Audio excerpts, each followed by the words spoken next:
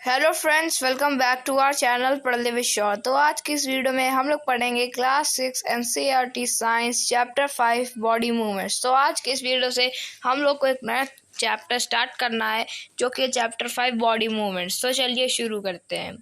Seat absolutely still, observe the movement taking place in your body. You must be blinking your eyes time to time. Observe the movement in your body as you breathe. There are so many movements that happen in our bodies. When you are writing in your notebook, which part of the body are you moving? Or when you turn and look at your friend, different parts of your body move while you remain at the same place. In these examples, you also move from one place to another. You get up and go to your teacher or to the school compound, or go home after school. You walk, run, skip, jump, and move from place to place. Let us see how animals move from place to place by filling up Table 5.1 after discussing with our friends, teachers and parents। तो यहाँ पर क्या है कि आप लोग बैठे और ये सब ऑब्जर्व करें कि जो भी चीज़ आप लोग कर रहे हैं, आपकी जो बॉडी का जो मूवमेंट हो रहा है, उन सब चीज़ों का आप लोग को ऑब्जर्व करना है। जैसे कि जब आप बैठते हैं, आप अपनी आइज़ को ब्लिंक करते हैं टाइम टू टाइम, या आप अपने हाथ को हिलाते हैं, या आप अपने फ्रेंड को जब मुड़कर देखते हैं। तो इन सब चीज़ों में आपके कितने सारे बॉडी मूवमेंट हो रहे होते हैं, आप कितना देख देख करके बोल रहे होते हो। तो इन्हीं सब चीज़ों के बारे में इस चैप्टर पढ़ेंगे कि जब हम लोग दौड़ते हैं, चलते हैं, कूदते हैं, फांदते हैं, स्किप करते हैं, तो तब कैसा लगता है, मतलब कि तब हमारी जो बॉडी है वो कैसा मूवमेंट करती है। और हम लोग एनिमल्स के बारे में भी जानेंगे। तो इधर एक टेबल है, टेबल 5.1, इसे हम लोग को करना है। Animal body part use for moving place to place, यानी कि फर्स्ट वाले कॉलम में लिखा है एनिमल्स कौन कौन से, थर्ड वाले में लिखा है कि कौन सा पार्ट को वो यूज करते हैं मूव करने के लिए, इधर से उधर जाने के लिए कौन सा पार्ट यूज करते हैं अपनी बॉडी का, और थर्ड में how does the animal move, और वो एनिमल कैसे अब मूव करते हैं। तो पहले में क्या है, पहले में है काऊ। काऊ कैसे चलती है? काऊ अपने लेग्स पर चलती है, अपने पैरों पर चलती है। और वो कैसे चलती है? क्या वो उड़ के चलती है? क्या वो रेंग कर चलती है? नहीं, वो चलती है। तो क्या हो जाएगा? वॉक। फिर ह्यूमन किससे चलते हैं? ह्यूमंस भी लेग से चलते हैं, पैरों से चलते हैं। फिर वो भी वॉक करके ही चलते हैं। फिर क्या? स्नेक कैसे चलता है? स्नेक अपनी फुल बॉडी से चलता है, पूरा रेंगते रेंगते, तो होल बॉडी। और कैसे मूव करता है? स्लिटत, यानी रेंग करके। फिर क्या? बर्ड किससे मूव करती है? बर्ड मूव करती है अपने किनसे? पंखों से। अपने वो पंखों से वो मूव करती है, उसके जो पर होते हैं उनसे वो मूव करते हैं। और कैसे? फ्लाई करके, उसके वो अपने पंखों से फ्लाई करके उड़ती है। इंसेक्ट भी रेंग कर ही चलते हैं, और वो वॉक या स्लिटर्स वो भी करते हैं। फिर फिश कैसे चलती है आप लोग बताएंगे। तो हम लोग इधर आते हैं। Walk, run, fly, jump, creep, crawl, slither and swim. These only a few of the ways in which animals move from one place to another. Why are there so many different in the way that animals move from place to place?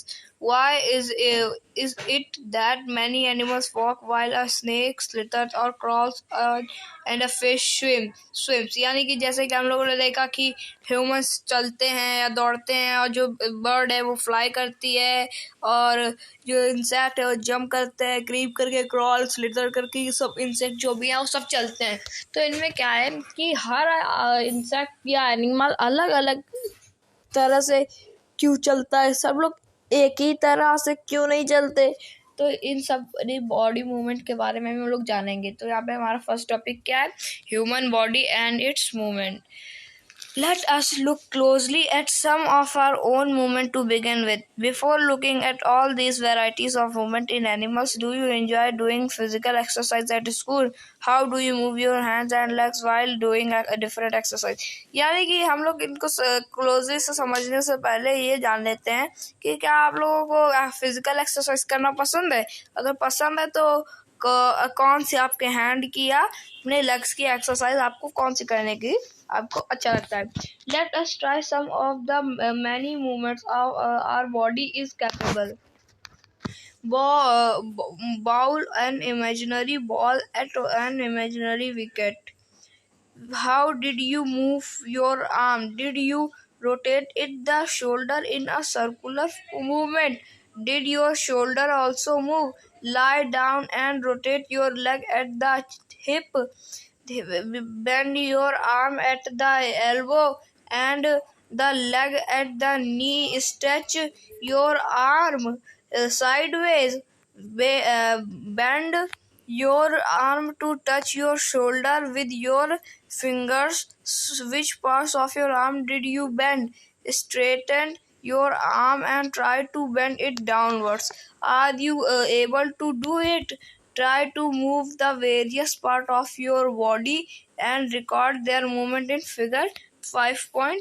तो यहाँ पे क्या कि जब भी आप लोग सोचिए कि आप लोग जब भी बॉलिंग करते हैं, जब आप विकेट में बॉल डालते हैं तो क्या करते हैं आप लोग अपना हाथ जो है उसे पूरा रोटेट करते हैं और वो पूरा रोटेट होकर के आगे से होकर के पीछे हिप तक जाता है और फिर वो ऊपर से होकर के आता है एकदम जैसे बॉलिंग करने में जैसा होता है. फिर आप लोग बॉल थ्रो करते हैं तो उसमें क्या होता है कि आपका जो पूरा हाथ है वो पूरा सर्कुलर फॉर्म में मूव करता है. क्या आप लोग अगर अपने हाथ को ऐसे सीधा कर लेंगे और फिर उसको फेंकेंगे तो क्या कर पाएंगे. तो ऐसे ही कुछ सारे बॉडी मूवमेंट है उन्हें आप लोगों को ये जो टेबल है टेबल 5.2 इसमें फिल करना है. Why is it that we are able to move a few parts of our body easily in various direction and some only in one direction?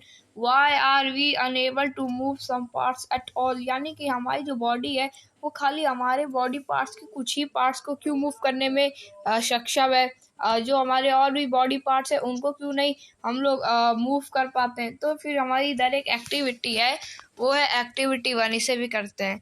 Place a scale lengthwise on your arm so that your elbow is in the center. Ask your friend to tie the scale and your arm together. Now try to bend your elbow. Are you able to do it? यानी कि आप लोगों को क्या करना है, एक scale लेना और अपने एल्बो के नीचे बांध लेना है और अपने फ्रेंड से कहना है इसको टाइटली बांध दे और फिर आप लोग उस अपनी एल्बो को मोड़ने की कोशिश करिए. फिर आपको पता चलेगा आप लोग अपनी एल्बो को मोड़ पा रहे हैं या नहीं मोड़ पा रहे जैसा इस लड़के ने कर रखा है. फिर क्या होगा कि did you notice that we are able to bend or rotate our body in places where two parts of our body seem to be joined together, like elbow, shoulder, or neck? These places are called joints. Can you name more such joints? If our body has no joints, do you think it would be possible for us to move in any way at all? What exactly is joined together at these points? Press your fingers against the top of your head, face, neck, nose, ear, back of the shoulder, hands and legs, including the finger and toes. Do you get feel of something hard pressing against your fingers? The hard structure are the bones. Repeat this activity on other parts of your body. So many bones. Bones cannot be bent. So how do we bend our elbow? It is not one long bone from the upper arm to our wrist. It is different bones joined together at the elbow. Similarly, there are many bones present in each part of the body. We can bend or move our body only at those points where bones meet. There are different types of joints in our body to help us carry out different movement and activities. Let us learn about some of them. यानी कि जो क्या जैसा कि हम लोग अपनी elbow इसको रोटेट कर लेते हैं ऐसा क्या हम लोग और भी अपने बॉडी पार्ट्स उनके साथ करने के लिए कर सकते हैं। अब इधर देखिए, जहाँ से हमारी जो बॉडी है वो जैसे एल्बो है, एल्बो हमारी बीच से मुड़ जाती है, शोल्डर है, शोल्डर बीच से मतलब घूमने लगता है, नेक है वो घूमने लगती है हमारी, तो मतलब कि पूरी बॉडी से, तो वो क्या है, वो सब एक जॉइंट है। यानी जो हमारी एल्बो है ये जुड़ी हुई है हमारे अपर पार्ट से, हमारे आर्म के अपर पार्ट से, तो वो क्या है, वो हो गई वो हो गया जॉइंट। जो हमारा शोल्डर है वो हमारी बॉडी से जुड़ा हुआ, कैसे जुड़ा हुआ, एक जॉइंट से जुड़ा हुआ है। तो सब ये सारे क्या है, सारे जॉइंट है। तो ऐसे बहुत सारे जॉइंट होते हैं, जैसे कि आप लोग जो भी चीज़ आप टच करते होंगे अपने फेस में, नेक में और एल्बो में, तो वो सब क्या एक हार्ड पार्ट होता होगा, एक हार्ड पार्ट होता होगा बॉडी में।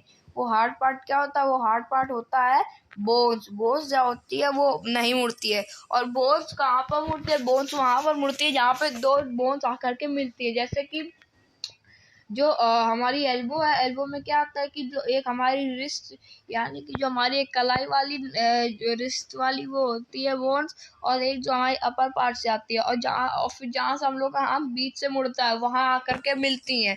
तो वहां पे क्या है, हमारा एक जॉइंट है, जिस वजह से हमारा जो हाथ है वो मुड़ जाता है। इसीलिए आप लोग देखते होंगे कि हमारे जो हाथ है वो आगे की तरफ मुड़ता है, पीछे की तरफ नहीं मुड़ पाता। आप लोग पीछे की तरफ मोड़ने की कोशिश करिए और नहीं मुड़ेगा, क्योंकि वो सिर्फ आगे की तरफ ही मुड़ेगा। वहाँ पे जॉइंट आगे की तरफ ले रखा है। तो ऐसे बहुत सारे जो जॉइंट होते हैं हमारी बॉडी में, उन सब के बारे में भी जानेंगे। तो हमारा जो पहला टॉपिक है वो है बॉल एंड सॉकेट जॉइंट। तो यहाँ पर एक एक्टिविटी 2 है, इसे भी हम लोग कर लेते हैं। Roll a strip of paper into a cylinder, make a small hole in an old rubber or plastic or plastic ball under supervision, and push the paper cylinder into it as shown in figure 5.2. You can also stick the cylinder on the ball. Put the ball in a small ball. Does the ball rotate freely inside the ball? Does the paper cylinder also rotate? Now imagine that the paper cylinder is your arm and the ball is its end. The ball is like the part of the shoulder to which your arm is joined. The rounded end of one bone fits into the cavity hollow space of the other bone. Figure 5.3. Such a joint allows movement in all directions. Can you name another such joints you can think of recollecting the body movement we tried at the beginning of this section. तो यहाँ पर क्या है कि आप लोगों को एक सिलेंड्रिकल पाइप ले लेना है। ये आप लोग पिक्चर में देख पा रहे होंगे।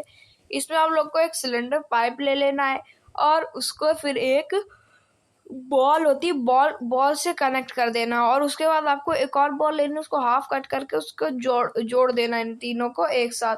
फिर क्या होगा कि जो सिलेंड्रिकल पाइप होगा वो फ्रीली घूमने लगेगा और जो बॉल है वो भी अच्छे से घूमने लगेगी। इससे क्या होगा कि ये जॉइंट बन जाएगा, बॉल एंड सॉकेट जॉइंट। ये सॉकेट जॉइंट, इसको सॉकेट जॉइंट ही कहते हैं। ये हमारे आर्म में होता है, यानी कि जो हमारा आर्म है ये, इसको मान लीजिए पेपर सिलेंड्रिकल है, और जो हमारा जॉइंट है वो बॉल है, और जो हमारी बॉडी है वो एक हाफ बॉल है, वो एक बाउल है। तो ये बाउल और बॉल और पेपर सिलेंड्रिकल, इससे क्या हमारा सॉकेट जॉइंट बन जाता है। और ये काफ़ी इजी होता है। इन्हीं तरीके से हमारे और भी बहुत सारे जॉइंट है। और ये जो बॉल एंड सॉकेट जॉइंट है, ये हमारे जो थाई की बोन होती है और जो हिप की बोन होती है, इनके बीच में जुड़ लगी रहती है, जिससे क्या होता है कि हमारा जो थाई है वो, जो हमारे पैरों की जो हड्डी है या पैर हमारे अच्छे तरीके से घूम पाते हैं। क्योंकि यहाँ पर कौन सा बॉल एंड सॉकेट जॉइंट होता है। तो अब हमारा नेक्स्ट जॉइंट कौन सा है, पाइवोटल जॉइंट। इसे भी हम लोग पढ़ लेते हैं। The joint where are neck joints the head is a pivotal joint. It allow us to bend our head forward and backward and turn the head to our right or left. Try this movement. How are these movements different from those of our arm that can rotate a complete circle in complete circle in its ball and socket joint. In a pivotal joint, a cylindrical ball rotates in a ring. तो यहाँ पे क्या होता है कि जो हम pivotal joint होता है वो कहाँ पे लगा है, वो हमारे जो नेक है वहाँ पर लगा है. वहाँ पे क्या होता है कि जो हमारी नेक है वो जो हमारे हेड से जो कनेक्टेड है, तो हमारा जो हेड फ्रीली ऐसे घूम लेता है. ये क्यों घूम पाता है, ये इसलिए घूम पाता है क्योंकि यहाँ पर एक जॉइंट लगा. उस जॉइंट का नाम है पाइवोटल जॉइंट. पाइवोटल जॉइंट क्या होता है, एक रिंग जैसा होता है जो कि हमारे हेड के नेक के ऊपर ऐसे कनेक्ट होता है, जिससे क्या होता है कि जो हमारी नेक है वो उसमें एक रिंग लगी होती है, जिससे जो हमारा हेड है वो फ्रीली ऐसे घूमने लगता है. तो ये जो हमारा टॉपिक था पाइवोटल जॉइंट और बॉल एंड सॉकेट जॉइंट, ये तो कंप्लीट हो गया है. तो जो हमारा नेक्स्ट टॉपिक है वो है हिंज जॉइंट. ये अब हम लोग करेंगे नेक्स्ट वीडियो में. आज की इस वीडियो में इतना ही, मिलेंगे नेक्स्ट वीडियो में. तब तक के लिए थैंक यू वेरी मच.